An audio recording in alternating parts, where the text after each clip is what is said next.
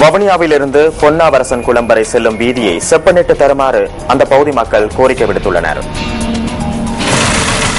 வவுனியா மதகு வைத்த குளம் ஊடாக தவசி குளம், ஸ்கந்தபுரம், பொன்னாவரசன் குளம், நாகர் இலுப்பை குளம், ராசேந்திரன் குளம் வரை செல்லும் பிரதான பாதை மிக மோசமாக சேதமடைந்துள்ளது. இதனால் போக்குவரத்தை மேற்கொள்வதில் பெரும் இடர்பாடுகளை எதிர்கொள்வதாக அந்த பகுதி மக்கள் நியூஸ் போஸ்டிற்கு தெரிவிக்கின்றனர். ஒவ்வொரு வருஷம் அப்படிதானே ரோடு திருத்தினா மேலால வந்து களியாளி போட்டு குளத்து களியாளி போட்டோன்னா வானம் ஒன்றும் போதில்லைண்ணே. இந்த பாருங்களேன், நீங்களே பார்க்குறீங்களாண்ணே கண்ணால். இதெல்லாம் ஆக்கு நியாயமான பேர் போய் வரவே ரோட்டுண்டா இப்படி தான் குளத்து களியாளி போட்டு தான் இவ்வளோ பிரச்சனையும் வந்தது. வேலை பேருந்து மார்க்கத்தை கொண்ட இந்த வீதி மிக நீண்ட காலமாக செப்பனிடப்படாத நிலையில் அந்த பகுதி மக்கள் அதிகாரிகளிடம் பல தடவைகள் கோரிக்கை விடுத்தும் இதுவரை வீதி செப்பனிடப்படவில்லை என தெரிவிக்கின்றனர். வீதியும் போக்குவரத்துல பிரச்சனை இருக்கு.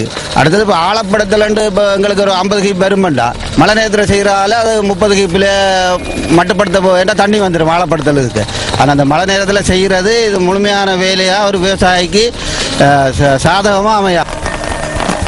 இதேவேளை ராசேந்திரன் குளம் திருத்த பணிகள் மழைக்காலத்தில் இடம்பெற்று வரும் நிலையில் குளத்தினுள் அள்ளப்படும் மண் வீதியில் கொட்டப்பட்டு வருவதனால் தற்போது இந்த வீதி மிக மோசமாக சேதமடைந்துள்ளது.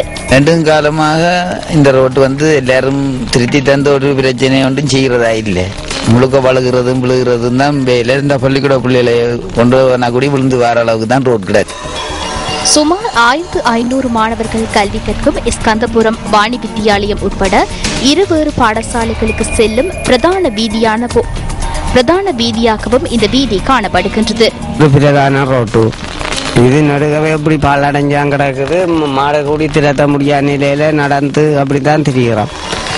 இதை நீங்கள் நான் ஒரு கவனத்துக்கு எடுத்து செய்தால் பெரிய உதவியா இருக்கும் இந்த மக்களுக்கு. விரைவில் சம்பந்தப்பட்டவர்கள் இந்த விடயங்களை கவனத்தில் கொண்டு வீதியை புனரமைத்து தடைகளற்ற போக்குவரத்தை மேற்கொள்ள நடவடிக்கை எடுக்க வேண்டும் என பிரதேச மக்கள் கோரிக்கை விடுக்கின்றனர்.